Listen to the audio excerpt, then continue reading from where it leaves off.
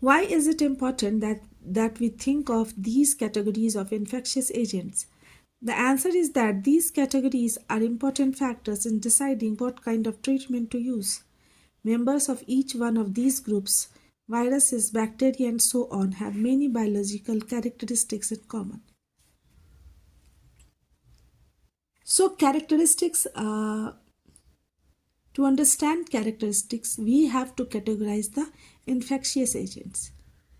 And categorization is very much necessary so that we can find out the medicines for the diseases caused by the infectious agents.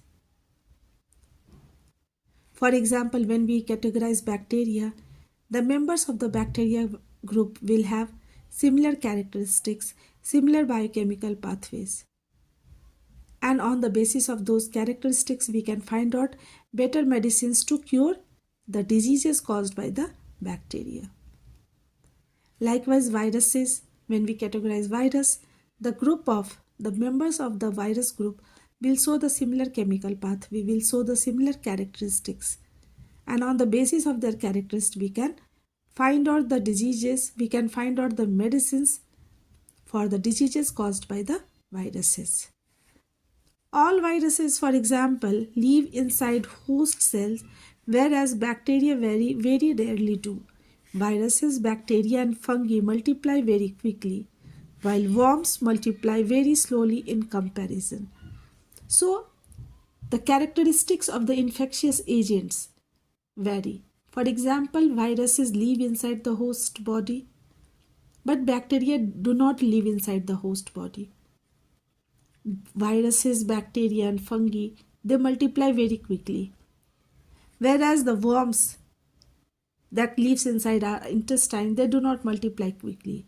So these are the basic characteristics shown by these infectious agents. Taxonomically, all bacteria are closely related to each other than to viruses and vice versa. But the two groups, such as bacteria and viruses, they are both different from each other. This means that many important life processes are similar in the bacteria group but are not shared with the viruses group. As a result, drugs that block one of these life processes in one member of the group is likely to be effective against many other members of the group. But the same drug will not work against a microbe belonging to a different group. So what happens? A drug which is prepared for the bacteria will only work for bacteria, not for viruses.